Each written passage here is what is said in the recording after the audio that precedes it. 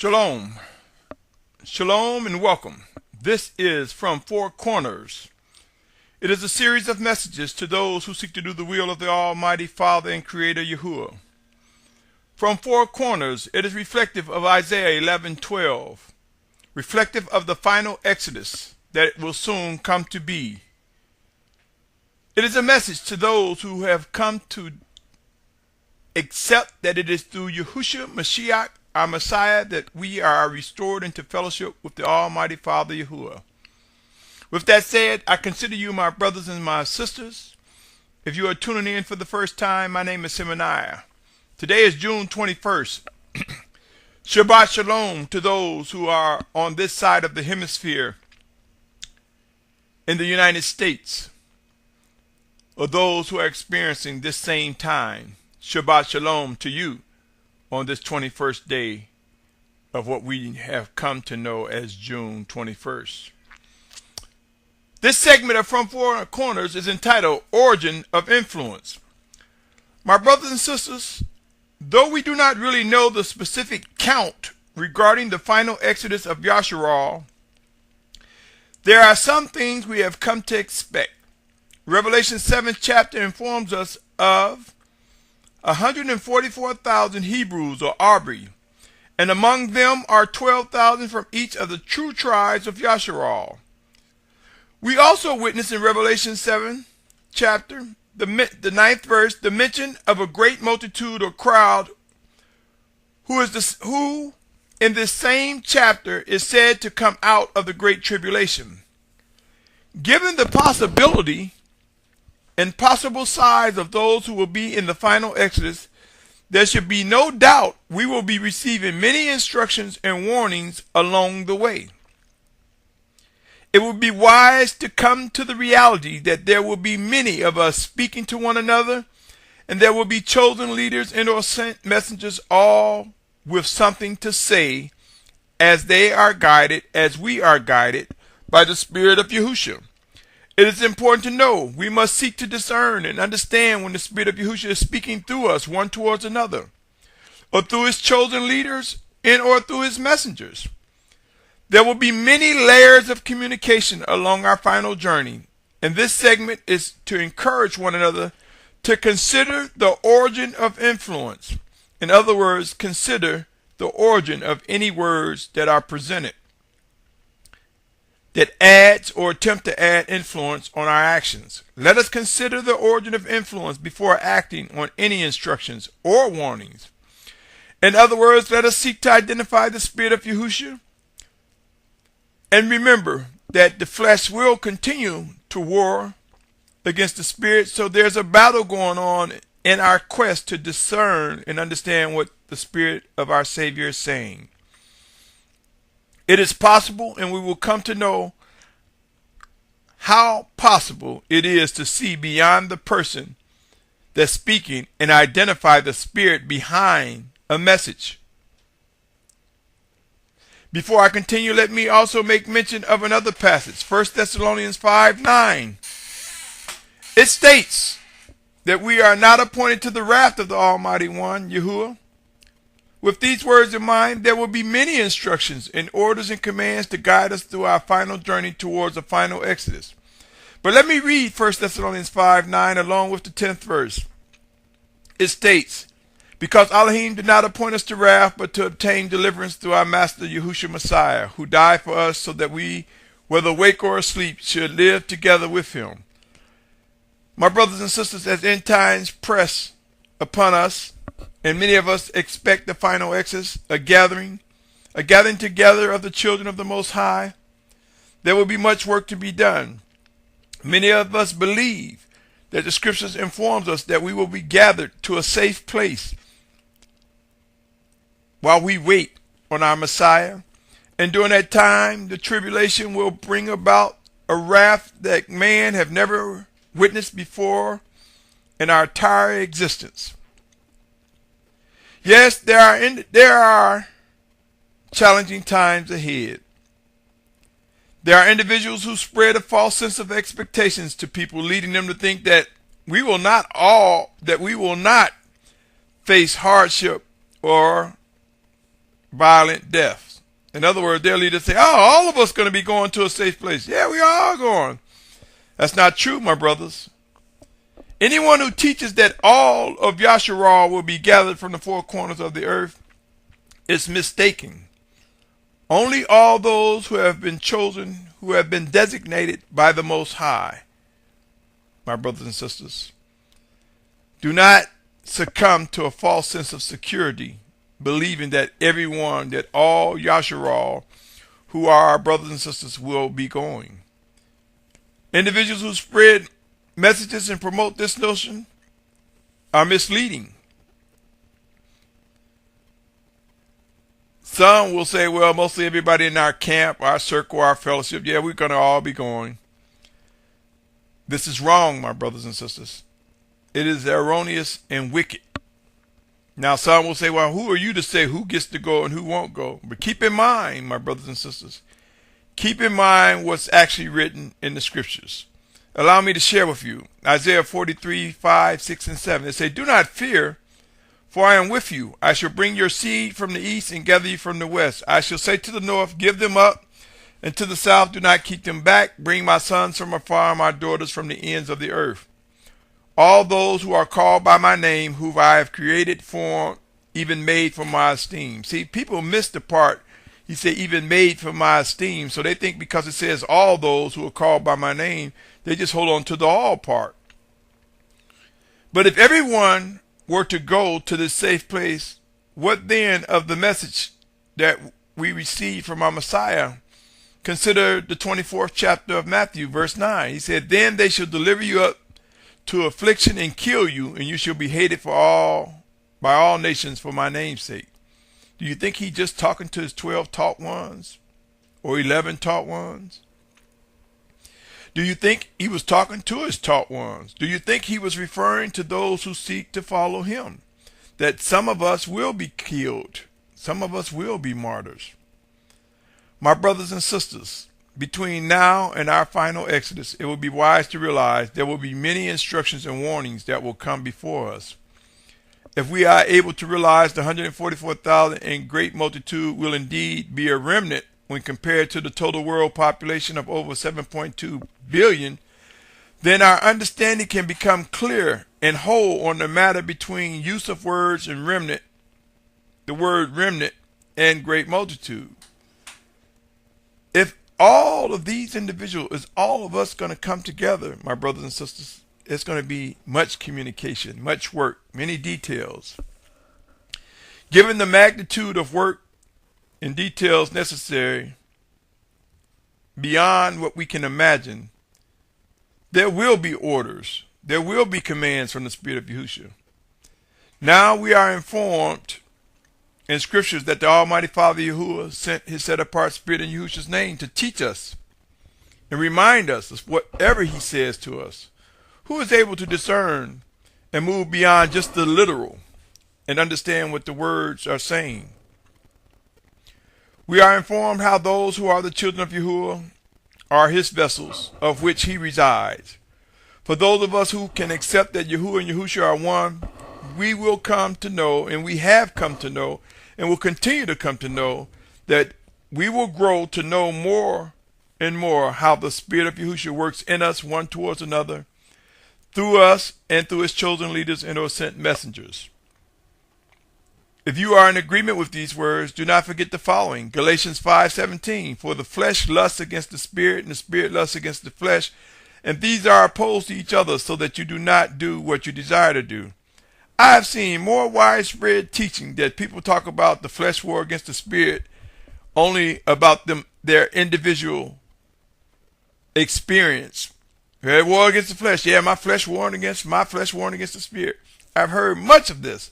But how many have said, okay, your flesh warring against the spirit, my flesh warring against the spirit, so together your flesh and my flesh are both warring against the spirit, and that we need to be mindful of such as we communicate with one another. We need to be mindful that the flesh will continue to war against the spirit and lust against the spirit. And let us seek to discern so we can look past the flesh and see and hear what the Spirit of Yahusha is saying to us regarding the matter. My brothers and sisters, let us be able to look at the origin of influence of any words. It would be wise to expect to experience stumbling and falling along the journey, because the scriptures say the flesh war against the spirit. Will we make mistakes, but will be encouraged by the life in the scriptures to rise up in the strength of Yahusha, in the strength of his atonement, his living spirit, and press forward as he guides us? Now keep in mind, my brothers and sisters, it's an ongoing battle. It is important to know that yes, we will make mistakes and we will stumble. But this occurs along the way, let us be mindful that the enemy wants us to harbor on our mistakes, beat up on each other over our mistakes, in an attempt to distract and delay the fulfillment of his end.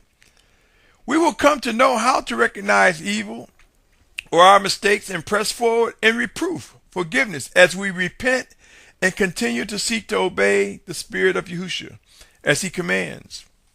I am reminded of the following passage of scriptures, Matthew 13th chapter, verses 3 through 9. And he spoke to them in much parable, saying, See, the sower went out to sow, and as he sowed, some fell by the wayside, and the birds came and devoured them. Others fell on rocky places where they did not have much soil, and immediately they sprang up because they had no depth of soil.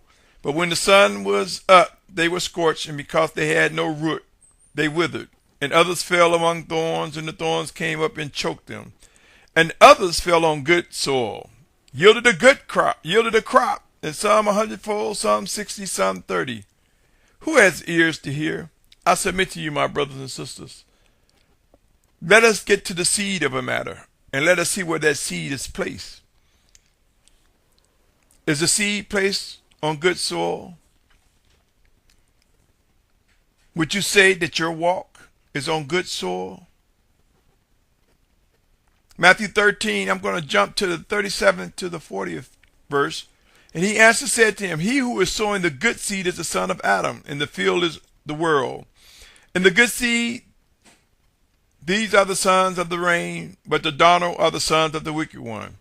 And the enemy who sowed them is the devil. And the harvest is the end of the age, and the reapers are the messengers. As the darnel then is gathered and burned in fire, so it shall be in the end of age. Let me also read 1 Corinthians 3, 6 through 9.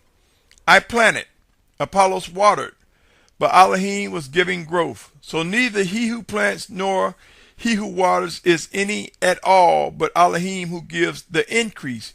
And he who plants and he who waters are one, and each one shall receive his own reward according to his own labor.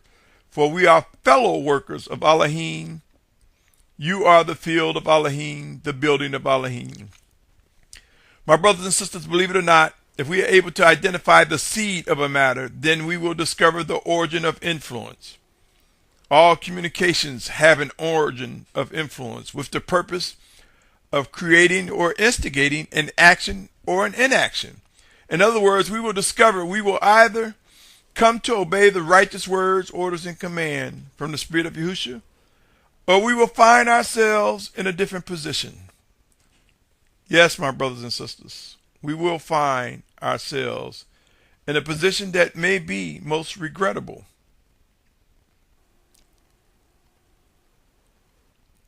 There are no middle grounds. We either obey or we don't. My brothers and sisters, there is no doubt that we are being refined, that we are getting ready to face the most trying times of our lives. I am compelled to believe and have witnessed the seed of discernment, that it can be phenomenal. I believe I have witnessed firsthand the function of the following passage, Hebrews 4:12, which says, The word of Elohim is living and working and sharper than any two-edged sword, cutting through even to the dividing of being and spirit and of joints and marrow, and able to judge the thoughts and intentions of the heart. It would be wise to continuously seek to discern and understand that we will not be embracing many times what many people think is good is the quid pro quo manner of communications. In other words, though we have been conditioned to think we must give one another equal time to hear one another out, this will not always be the case. There are many who take it as being rude and quote-unquote disrespectful when you don't give them the same equal time that they gave you. My brothers and sisters, the swiftness in the word of the Most High will sometimes cut off wicked conversations and communications at their root before they are given ample time or equal time. Let me give you an example of a weed. If a weed sprung up in your garden, will you wait till it get mature and have more seeds and more weeds? Or would you be inclined to snatch that weed up as soon as you're able to identify it is indeed a weed and a detriment to your garden? The quicker, the sooner it's removed, the better. So will we witness as time grows intense, brothers and sisters, experiencing the discerning power of the Spirit of Yahusha that will lead to people being cut off who present wicked communications, erroneous teachings, practices, wrong and evil words. We will witness those led by the Spirit of Yahusha cut them off, stop them in their tracks, pray and watch. It will at times appear to be rude and or disrespectful, but remember, our time will and is being shortened. Our footsteps are ordered by the Most High. Remember, the scriptures inform us that the days will be shortened. Scriptures also inform us to walk in wisdom towards those without redeeming the time. In other words, be mindful. We will not always have the conveniences we have right now and the conveniences we've come to expect. My brothers and sisters, I have witnessed the desire for people to talk. Many love to teach and or express themselves. But believe it or not, as order and structure is established, we will learn how to tame our tongues. We will witness discipline by the power and might of the Most High. We will witness discipline come to be shaped as the Most High, through his set-apart Spirit sent in Yahusha's name, uses leaders to establish order, structure. We will learn that there will be times to speak and times to be silent. Currently, I have witnessed people take offense when they are silenced by one led by the Spirit of Yahusha. Yes, it is a complex thing to discern correctly whether it is indeed the person or is it the Spirit of Yahusha speaking through that person. We will come to know the difference as we are refined and perfected, as we are disciplined, as we are reproved. It is time, my brothers and sisters, to begin seeking earnestly how to discern the origin of influence, before being too quick to dismiss a matter. There are those who are quick to dismiss a matter. There are those who fuel unbelief, which represents rebellion. Whether we know it or not, this is wicked and wrong. Remember, without the ability to believe, it is impossible to please the Almighty Father. Consider Hebrews 11:6. But without belief, it is impossible to please him. For he who comes to Elohim has to believe that he is, and that he is a rewarder of those who earnestly seek him. My brothers and sisters, there will be a final exodus. The 144,000 in multitude are being refined to fulfill what is written. Many who will be among the ranks of the gathered from the four corners of the earth will be surprised when they face true confirmation that they have been tasked with the assignment to participate. Those who discover the origin of influence will be able to quickly come away from or purge wickedness from themselves and draw closer to righteousness. As fresh water and food become scarce, chaos and civil unrest will begin to break out like never before witnessed. The weight of this message will become clear in due season. Until next time, my brothers and sisters, seek to discern and understand. Pray that you and I, that we are able to quickly identify the origin of influence, the seed of a matter, the seed of a conversation. For our days are and have been shortened. Until next time, my brothers and sisters, remember, by discovering the origin of influence, we discover the seed of a matter, and we're able to determine whether it is something that we should be drawn to, something where we should be knitly joined together, or is the seed an influence from the wicked one, something that needs to be rejected and purged from our midst. I pray, my brothers and sisters, I pray we're able to endure, for trying times are indeed ahead. Until next time, I invite you to continue to tune in to From Four Corners as this series continues. Shalom, shalom, shalom.